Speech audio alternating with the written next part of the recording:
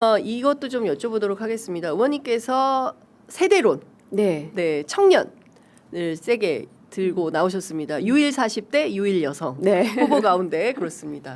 네. 그 2030 세대한테 이번 지선에서는 아주 제대로 평가를 받았다고 생각해요. 너무 아프게도 평가를 받았습니다. 네.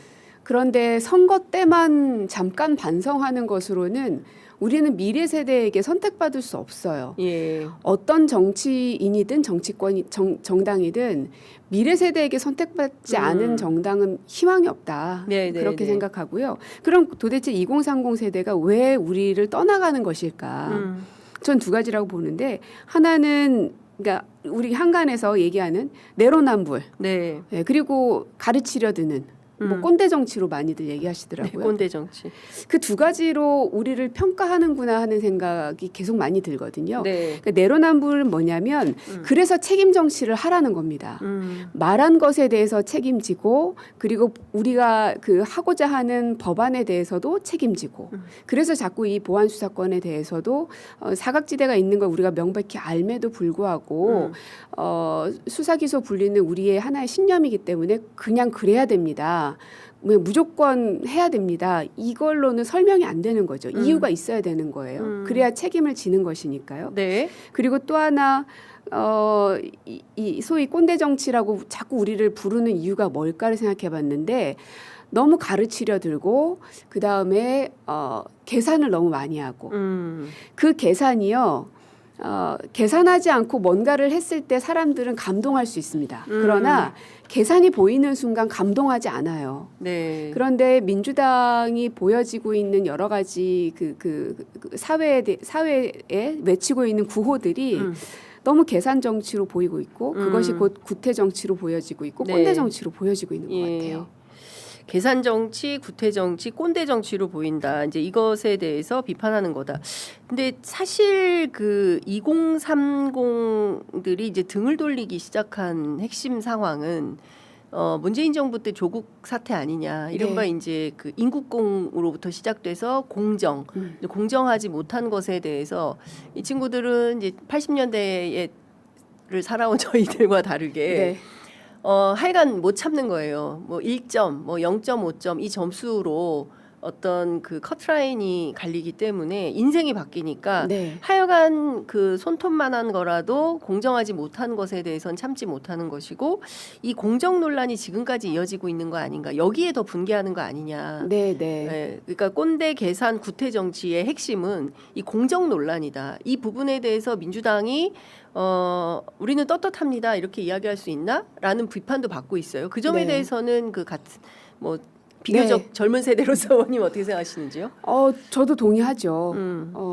그분들이, 그러니까 2030 세대들이 갖고 있는 불공정에 대한 문제 제기를 그냥 단순히 왜 이렇게 젊은 세대들이 보수화됐어? 네. 그래서 왜 이렇게 자꾸 극우로 치닫고 있지? 유튜브에 너무 휘둘리는 거 아니야? 그래서 우리가 잘 가르쳐야 돼. 이게 지금까지 민주당이 2030에게 요구했던 것 같거든요. 네. 그래서 가르치려 드는 것도 이제 싫은 거죠. 그냥 그들이 문제 제기하는 것이 무엇인지를 그 사람들의 눈높이에서 봐야 한다. 예. 그래서 저도 사실은 이제 40대 중반이긴 한데 뭐 그 세상의 나이로 보면은 청년에 들어가지도 않죠. 네. 그러나 국회 안에서는 뭐 막내 중에도 막내예요. 그래서 이 2030 세대들하고 얼만큼의 공감대를 형성할 수 있을 건가. 네. 결국은 이 당사자성이 굉장히 중요하다는 겁니다. 뭔가 사건이 딱 터졌을 때 그거를 대처할 때 머리로 전략적으로 계산하면 사람들의 그게 보인다는 거예요. 그런 감동이 없는 거고. 그러나 육감적으로 느끼는 것들을 해결했을 때는, 뭔가 외쳤을 때는 최소한 그들한테 이해는 시킬 수 있는 거죠. 그래서 지금 우리 당 안에서도 청년 세대의 몇몇 분들이 최고위원을 하겠다고 지금 나서기도 했는데, 저는 굉장히 용감하고 멋진 선택이라고 생각해요. 결과가 무엇이 됐든 간에. 우리가 그것을 아주 그 단편적으로 봤던 게 지난 그 지방선거 당시에 스타벅스 사태였다고 생각하거든요. 네. 그거는 잘못됐죠. 스타벅스가 잘못했습니다. 그러면 국민들이 굉장히 세게 혼쭐을 내고 있는 상황이었어요. 예. 그럼 그걸 그냥 그렇게 두면 됩니다. 그런데 그거를 저희가 뭔가를 하려고 했죠.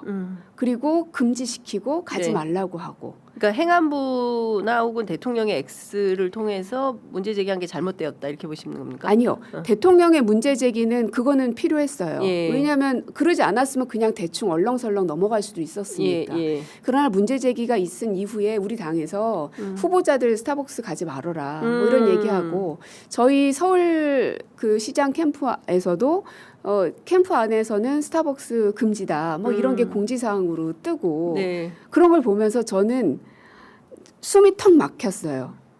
아 이거를 그 사람들이 알아서 하게 둬야지 이걸 왜 해라 마라 하지? 오히려 더 반발심만 생길 텐데 근데 그거를 설명하면 이미 늦습니다. 이미 사건이 터져버리니까. 장도혁 대표가 커피 한 잔의 자유하면서 강남역 돌아다닌 게 상당히 뭐 그분이야말로 이제 혐오를 하는 거고요. 예. 우리 당이 그리고 정치권이 예. 이래라 말아라 하지 말자는 겁니다. 근데 이제 장동혁 대표도 또한 그게 혐오임에도 불구하고 마셔라 하고 하는 거 아닙니까? 자기 진영의 사람들에게. 네네네. 그것도 정말 전형적인 꼰대죠. 알겠습니다. 그러니까 어쨌든 스벅 사태에서 그러면 이거를 어떻게 풀었어야 됐을까? 이제 자연스럽게 놔두면 됐는데 정치권이 개입해서 오히려 네. 역풍을 네. 만들었다. 네. 오히려 뭐 저 같은 사람이든 아니면 2030에 계신 사람이 당대표였더라면 혹은 지도부에 있었더라면 이런 결정이 전 쉽게 내려지지 않았을 거라 생각해요. 왜냐하면 듣는 순간 거부감이 저마저도 확 드는데 네. 저보다 어린 세대는 오죽 더 그렇겠습니까? 네. 스벅이 뭘 잘못이야? 정용진이 잘못이지. 이제 이런 거죠. 스벅에서 일하는 청년 노동자를 아르바이트생들. 생각하면 그렇게 하면 안 되지. 이제 이런 말씀 주셨습니다. 아이고 벌써 24분이어서 이것 좀 여쭤볼게요. 네. 의원님 앞에 항상 친문 이렇게 레테르가 붙어요. 네.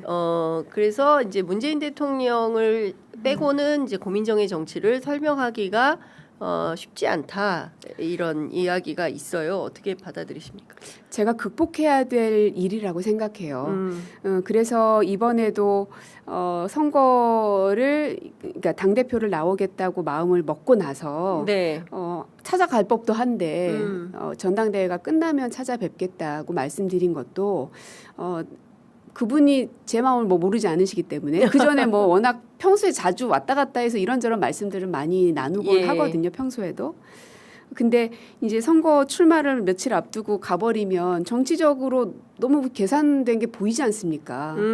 저는 그거 되게 촌스러운 정치라고 생각하거든요. 네네. 그래서 그렇게 하고 싶지는 않고 제가 이제 문재인 대통령 모실 때도 늘 들었던 이야기는 내가 못 보고 있는 게 있을 수 있으니까 다른 그 무언가에 대한 제안과 의견을 늘 달라는 얘기를 많이 했었어요. 근데 그땐 제가 정치력이 뭐가 없어서 많이 못 그랬거든요.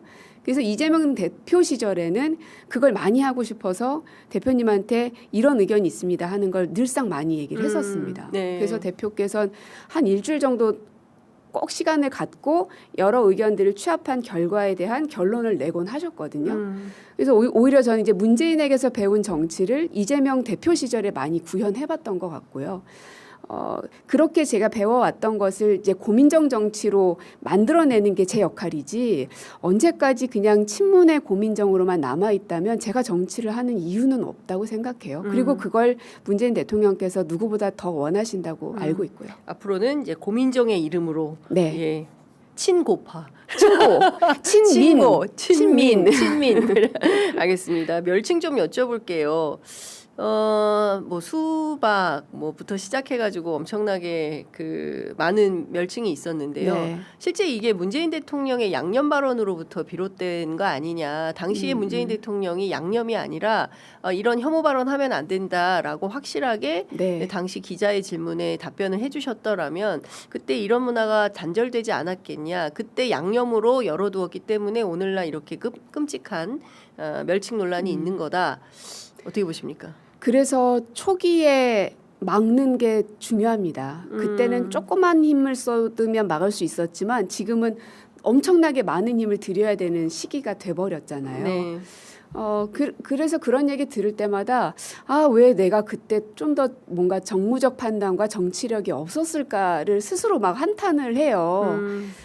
왜냐하면 그런 비판들을 들을 때마다 그 당시의 행동과 말들을 후회하지 않을 수가 없으니까요.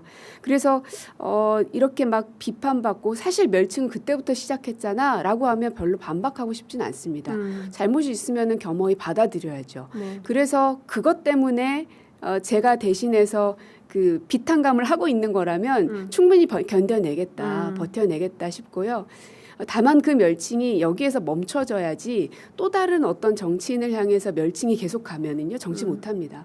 그래서 제가 이제 막 수박이라는 얘기를 들으면서도 계속 여기까지 올 수 지금은 뭐 모두가 다 수박이 된 것 같던데. 원님은 제가 보니까 댓글에 아까 보니까 네. 뭐 고밀정? 그것도 이제 멸칭이죠. 네. 왜 이런 표현을 들으시는 거예요? 이제 이재명 대표 시절에 계속 반대 의견을 내니까 그러지 않았겠습니까? 예. 아이고야. 근데 이런 멸칭들이 여기에서 이제 좀 멈춰져야지 그렇지 않으면 저희 젊은 정치인들이 목소리 못 냅니다. 실제로도요 의총 안에서 얘기들을 안 해요. 그거는 나이 불문하고 왜냐? 얘기하는 순간 바깥에 나갈 건 뻔하고 그러면 그거를 그 사람의 정치력으로 생각해 주셔야 되는데 또 하나의 멸칭으로 구분해 버립니다. 그러면 그 사람은 앞으로 그 당원들이나 일반 국민들에게 어필할 수 있는 길이 없고 그러면 정치력이 생명이 완전 끊어지는 거거든요. 네. 그래서 새로운 스타 정치인도 탄생해야 되고 그게 꼭 뭐 젊으면 더 좋겠지만 젊지 않아도 새로 시작하는 정치인들이 계속 민주당에서 탄생시키려면 그런 멸칭은 이제 정말 끝장내야 된다. 그렇지 않으면 민주당 안에서 새로운